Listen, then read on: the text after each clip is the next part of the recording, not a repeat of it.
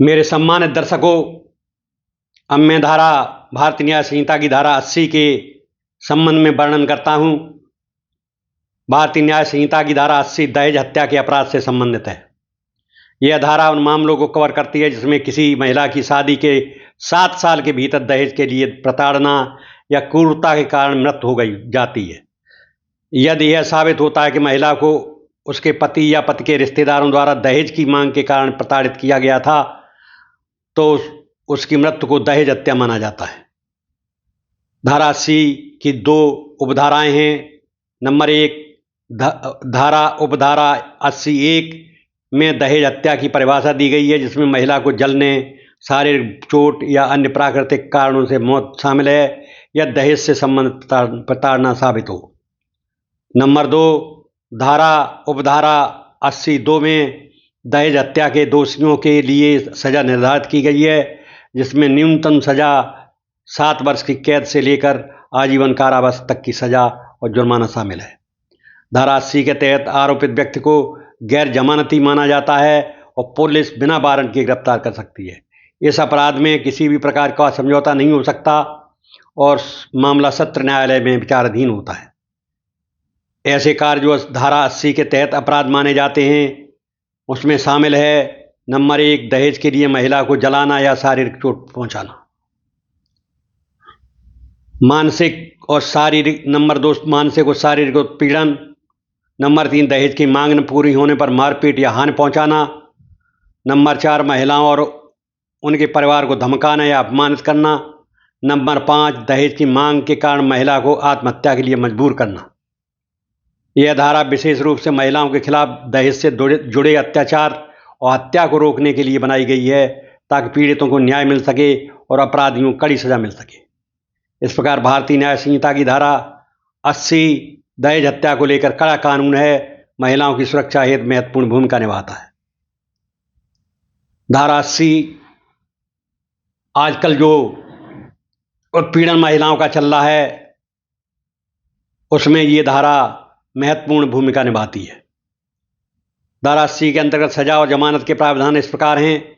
सजा का प्रावधान: यदि कोई व्यक्ति दहेज हत्या का दोषी पाया जाता है तो उसे धारा 80(2) के तहत कम से कम 7 वर्ष की कैद और आजीवन कारावास तक की सजा हो सकती है। साथ ही दोषी व्यक्ति को जुर्माना भी लगाया जा सकता है। यह सजा अपराध की गंभीरता के आधार पर दी जाती है। जमानत का प्रावधान: धारा 80 के तहत दहेज हत्या एक गंभीर अपराध है, जिसे गैर जमानती अपराध माना गया है।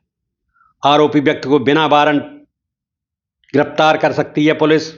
जमानत मिलना मुश्किल होता है। इस अपराध में किसी प्रकार का समझौता भी स्वीकार नहीं है। मामला सत्र न्यायाधीश में विचाराधीन होता है। इस प्रकार धारा 80 दहेज हत्या से संबंधित ऐसे अपराधों के लिए कड़ी सजा और सख्त गैर जमानती प्रावधान प्रदान करती है, ताकि महिलाओं को न्याय मिल सके और अपराध रोका जा सके। इस प्रकार दहेज हत्या, दहेज उत्पीड़न बहुत बड़ा अपराध है समाज में, और अब समाज के लिए एक कोड है। भारतीय न्याय संहिता की धारा 80 के तहत दायरा और परिभाषाएं निम्नलिखित हैं। धारा 80 दहेज हत्या के अपराध को कवर करती है, जिसमें महिला की शादी के 7 वर्षों के भीतर दहेज के लिए प्रताड़ना या हिंसा के कारण मृत्यु हो जाती है।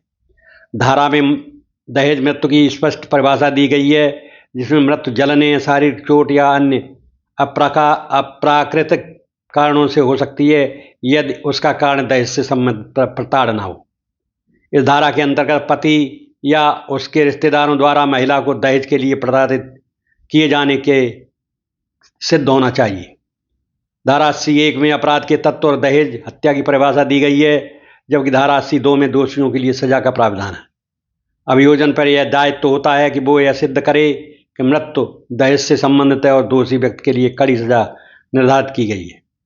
यह धारा दहेज हत्या के गंभीर अपराध को मानती है, जिसमें न्यूनतम सजा 7 वर्ष की कैद से लेकर आजीवन कारावास तक की सजा हो सकती है।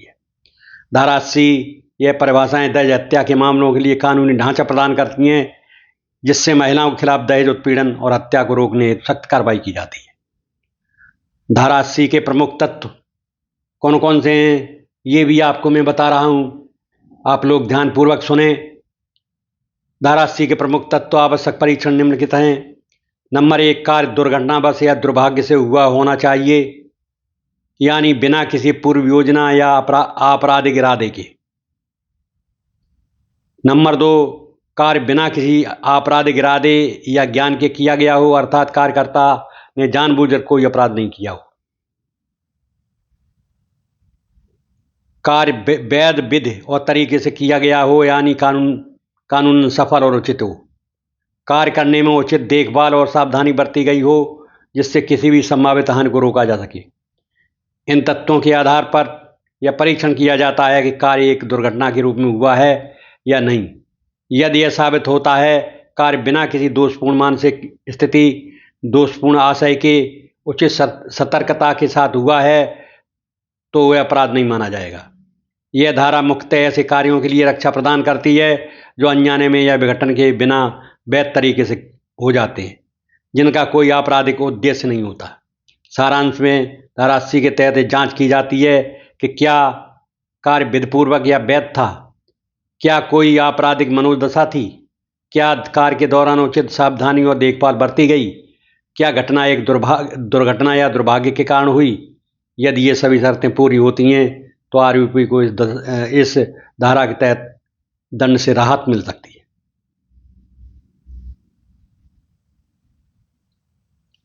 अब मैं आपको ये भी बताता हूं कि धारा 80 के तहत अभियोजन पर कौन कौन सी रिपोर्टें आवश्यक हैं। धारा 80 के तहत अभियोजन के लिए आवश्यक रिपोर्टें और सूचनाएं इस प्रकार हैं। धारा 80 की प्रावधानों के अनुसार सरकार या किसी लोक अधिकारी के विरुद्ध मुकदमा दायर करने से पहले उन्हें पूर्व लिखित सूचना देना अनिवार्य है। इस सूचना में मुकदमे का कारण, वादी का नाम, विवरण और निवास स्थान तथा प्रस्तावित मुकदमे से मांगे गए दावे का स्पष्ट उल्लेख होना चाहिए। सूचना मिलने के बाद वादी को 2 माह तक इंतजार करना होता है, ताकि सरकार या अधिकारी को मामले पर विचार करने और संभवतः विवाद को मुकदमेबाजी के बिना सुलझाने का अवसर मिल सके। यह सूचना विशिष्ट अधिकारियों को दी जानी चाहिए, जैसे केंद्र सरकार के लिए सचिव, राज्यों के सचिव, जिला कलेक्टर आदि। अभियोजन के लिए जांच रिपोर्ट जैसे संबंध ये भी आवश्यक होता है। इस प्रकार धारा 80 के तहत मुकदमा शुरू करने से पहले पूर्व सूचना देना या 2 माह प्रतीक्षा अवधि पूरी करना अनिवार्य होता है, तथा इसके साथ साथ स्थानीय जांच और प्रामाणिक रिपोर्टें भी आवश्यक होती हैं, जो न्यायालय में अभियोजन के समर्थन में प्रस्तुत की जाती हैं। स्थानीय रिपोर्ट, संबंधित पक्षों से प्राप्त शपथ पत्र, स्थानीय अधिकारियों की जांच आख्या, अन्य संवैधानिक दस्तावेज आवश्यक होते हैं, जिनमें मुकदमे का समर्थन किया जा सके। इन रिपोर्टों में आवेदनकर्ता का विवरण, भूमि या संपत्ति का विवरण, स्थानीय जांच या संबंधित प्रमाण पत्र शामिल होते हैं, ताकि मुकदमे की वैधता स्थापित हो सके। अब मैं धारा 80 का पूर्ण विवरण हो चुका है। इस प्रकार मैंने आपको धारा 80 तक भारतीय न्याय संहिता की धाराओं का विस्तार पूर्वक वर्णन किया है। आप लोग ध्यानपूर्वक इनका मनन करें, पढ़ें और अपना ज्ञान बढ़ाएं। धन्यवाद।